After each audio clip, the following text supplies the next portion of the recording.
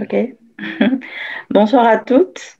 Bonsoir, coach. Bonsoir. Merci de l'opportunité que tu me donnes aujourd'hui.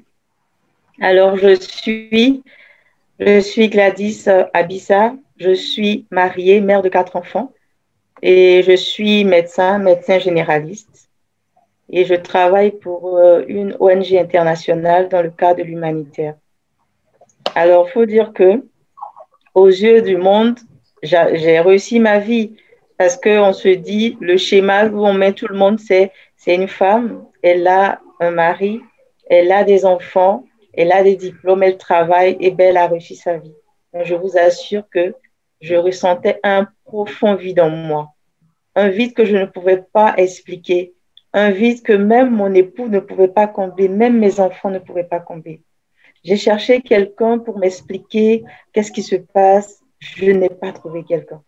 Et aujourd'hui, je suis arrivée à la conclusion que la réussite, c'est lorsqu'on t'applaudit, lorsque tu es applaudi devant 1000 personnes, mais aussi la réussite, c'est lorsque quand tu te retrouves seul dans ta maison, tu peux toi-même t'applaudir.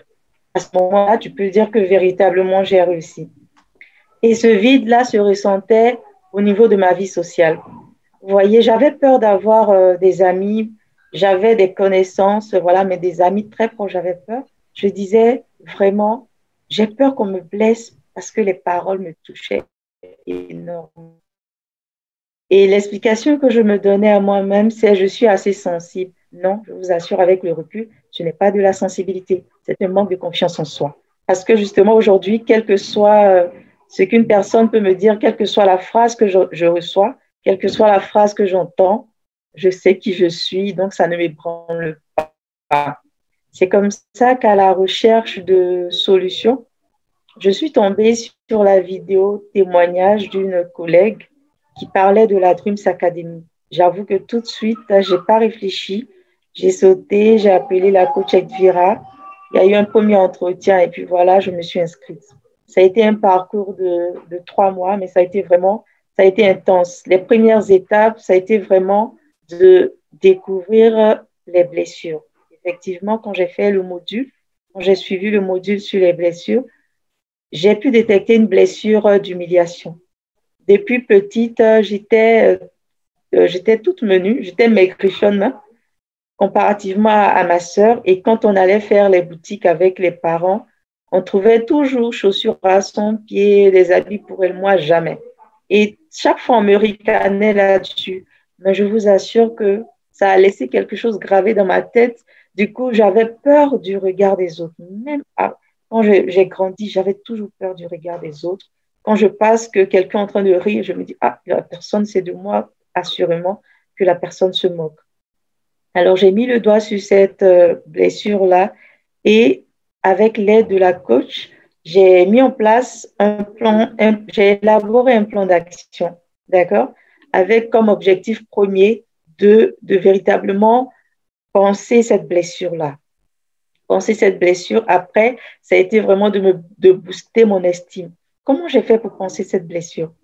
Je l'ai identifiée, je me suis demandé pardon à moi-même. Pardon d'avoir passé tout le temps à me morfondre, à pleurer. Ensuite, ça a été de pardonner aux autres. On ne peut pas guérir si on ne pardonne pas aux autres. J'ai pardonné aux autres. Je suis sortie de l'état de victimisation et j'ai pris des résolutions qui étaient de me féliciter même pour les moindres victoires, de prendre soin de moi, de mon corps, de mon physique, parce que je ne le faisais pas. Je disais, ah, les enfants, avec les enfants, je n'ai pas le temps. Mais en fait, c'était une fuite en avant. Parce que je pense que ça fait partie des signes que la coach a dit hier. On ne veut pas prendre, on ne veut pas prendre soin de soi parce qu'on a un manque de confiance. Du coup, on trouve des excuses. Mais là, j'ai dit stop. Il fallait que je prenne soin de moi-même. J'ai commencé à quelque peu faire passer mes besoins avant ceux des autres. En tout cas, si c'était nécessaire, je l'ai fait. J'ai commencé à faire du sport. J'ai commencé à gérer mon temps. Voilà. Donc, ce plan d'action-là, je l'ai suivi et je continue de le suivre jusqu'à aujourd'hui. Oui, Alors, coach. puisque le temps est imparti, c'est tellement bien ton témoignage de nous faire tout ça. Donc, concrètement, c'est vrai que, bon, de manière un peu globale, parce que sinon, on ne va pas s'en sortir. Du coup, entre le avant et l'après, qu'est-ce que tu as aimé, en fait, dans le programme déjà? Comment ça s'est passé? Qu'est-ce que tu as aimé concrètement? Parce que du coup, tu ne peux pas te mettre on peut pas te faire tout un point là. J'ai aimé me découvrir moi-même. D'accord. Je pensais me connaître, mais en vérité, je me connaissais très peu. Et lorsqu'on a fait les modules sur l'identité, je me suis découverte moi-même, mes valeurs. Aujourd'hui, je suis plus sereine parce que je sais qui je suis. Voilà. Super, super. Et aujourd'hui, par rapport à l'avant et l'après, en fait, qu'est-ce que tu conseillerais à une personne qui souhaiterait effectivement rejoindre la Dreams Academy ou qui hésiterait, en fait? Alors, j'encourage vraiment toute personne, même la personne qui pense qu'elle se connaît, à entrer, à prendre part à la Dreams Academy parce qu'on se surprend soi-même, on apprend des choses sur soi-même que pendant plusieurs années, on n'aurait pas forcément su. Donc, j'invite, c'est vraiment une découverte de soi.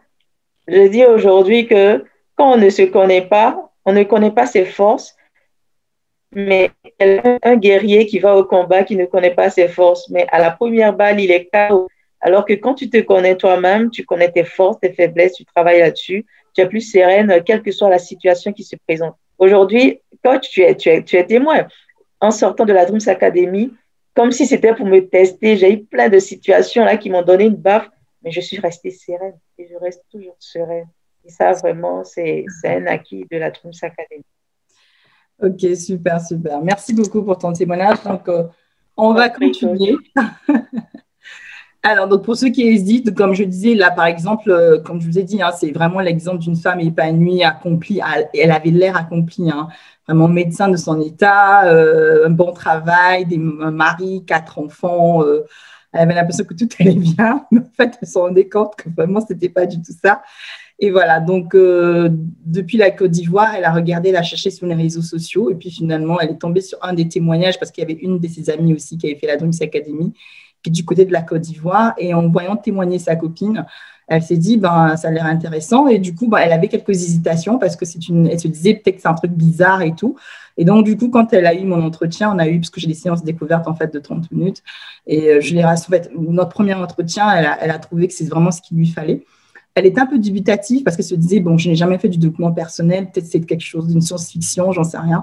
Et puis finalement, elle s'est rendue compte, mais en fait, en réalité, c'est ce qu'il lui fallait vraiment depuis des années.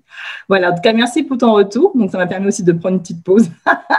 Donc là, on va reprendre dans le vif du sujet.